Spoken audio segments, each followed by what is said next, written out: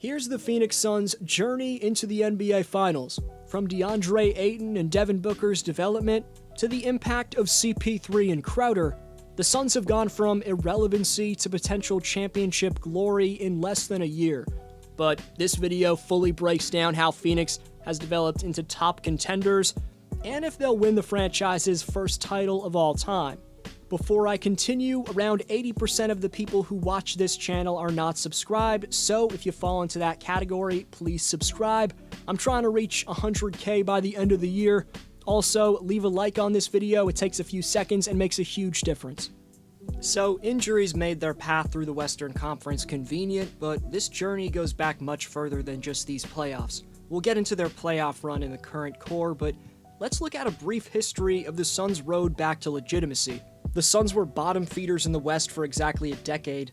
The post-Steve Nash era was headlined by an undersized backcourt of Goran Dragic and Isaiah Thomas, who made Phoenix just competitive enough to not make the playoffs, while at the same time not getting a high draft pick. There's nothing worse than being stuck in the middle in the NBA. In the mid-2010s, the Suns were just flooded with high-volume guards as Brandon Knight and Eric Bledsoe were also on the roster in 2014-15, so it was a complete logjam in the backcourt. They traded both IT and Dragic away at the deadline, and it was officially rebuild time. The summer of 2015 saw them steal the future face of their franchise down at pick number 13 and spark that rebuild. That pick turned out to be some guy named Devin Booker. Booker was backing up Eric Bledsoe and Brandon Knight, but to start his career, Booker also had veterans like PJ Tucker, Tyson Chandler, and Leandro Barbosa to learn from, which were big pieces to help Devin's development. So that was smart from the Suns front office, but what wasn't smart was drafting Dragan Bender with the 4th overall pick in 2016. They struck out again in 2017 with the number 4 pick, this time taking Josh Jackson. Those two players in Bender and Jackson turned out to be complete busts, but thankfully for Suns fans, they got 2 players the next year in the 2018 draft who'd make up for that. The number 1 pick, DeAndre Ayton, and the number 10 pick, Mikal Bridges, have been crucial pieces. Still, the Suns finished 19-63. That summer in 2019, they traded their 6th overall pick to receive Dario Saric and the 11th overall pick. At 11, they took Cameron Johnson. Both Johnson and Saric have been rotation players in the Suns' current playoff run, so the 2019 draft turned out to be the 3rd productive draft night for the Suns front office in the last 5 years.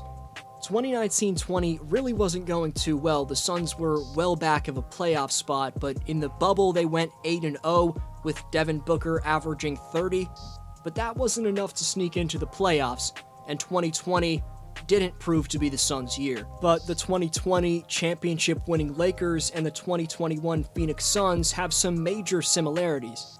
Firstly, they both didn't make the playoffs in 7+ years prior to making the finals.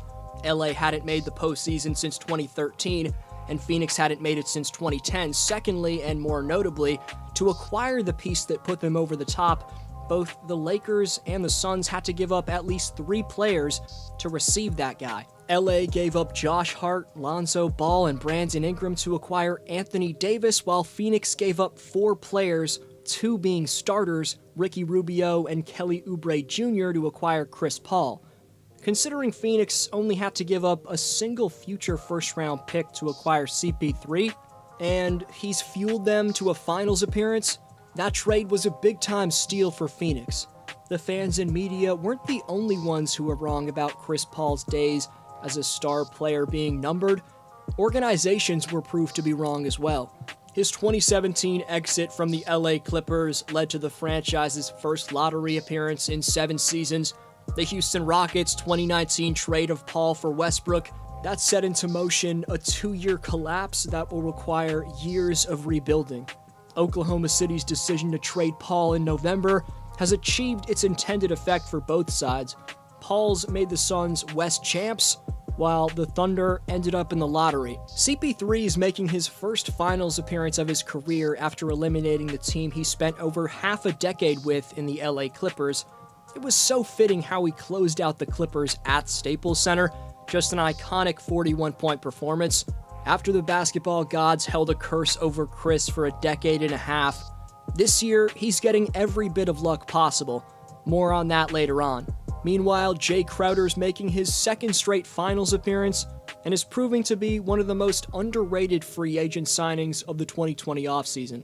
Phoenix signed Crowder for 3 years and $30 million, a contract that's making him look like a genie in the bottle for predicting that the Suns would be competitive. This past June 13th, Crowder opens up about his decision to leave the Miami Heat and join the Suns, saying, quote, "I know I look like a genius with my decision. When I made the decision, you should have seen how many text messages I got like, what am I doing? Why are you going to Phoenix? They haven't made the playoffs in 10 years. More on Crowder later on. At 12-4, the Suns have the best record so far in the 2021 playoffs. 2 of the 3 games they lost came with Paul trying to play with one arm after injuring a shoulder, and one other game they lost came with CP3 out due to COVID. However, they had the advantage of playing the Lakers without Anthony Davis for the most part, the Nuggets without their second option Jamal Murray, and the Clippers without Kawhi Leonard. But this shouldn't take away from what the Suns have done, and I'm about to show you why they're going to be a nightmare to beat 4 out of 7 times in the finals. While Chris Paul's leadership, assist-making, and timely jumpers make him Phoenix's most valuable player, Devin Booker's the team's best scorer. Booker says he often sits and just listens to Paul talk, soaking up every word of what that day's lesson is.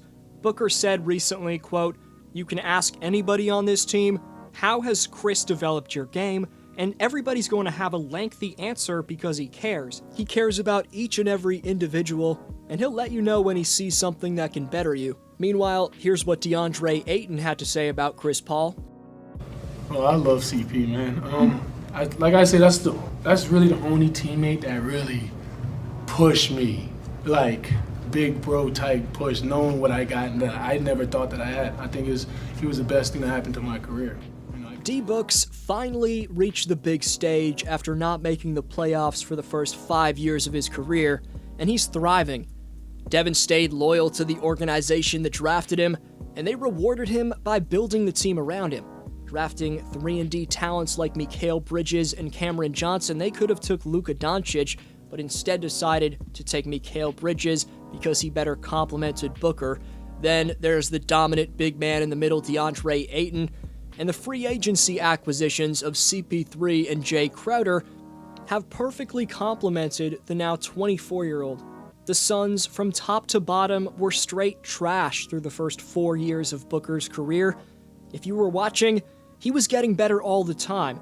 If you didn't think he was always a guy who could be a big-time scorer on a big-time team, you didn't know what you were watching. But the playmaking, feel for the pick and roll, the commitment to defending, and his developed leadership, all this evidence that Booker has long been more than just a guy putting up empty stats, had been readily available for some time. Conversely, if you were a believer in D-Book, he's lived up to the hype.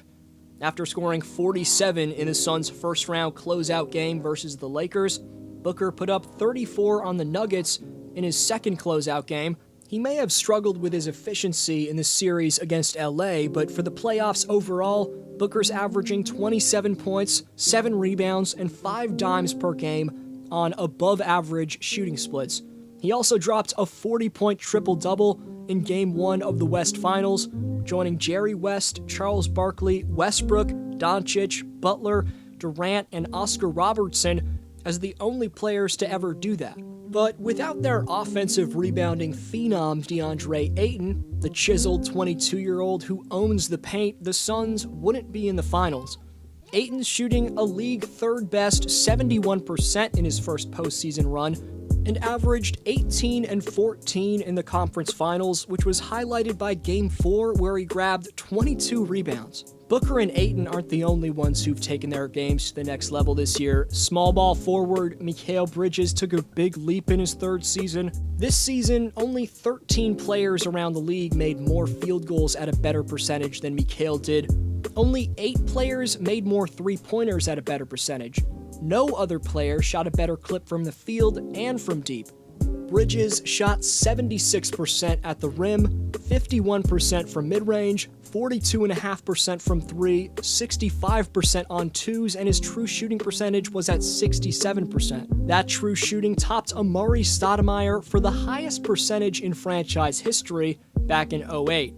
In his last 11 games, not counting the very brief appearance in the final regular season game against the Spurs, Mikal shot 62% from the field, 55% from 3.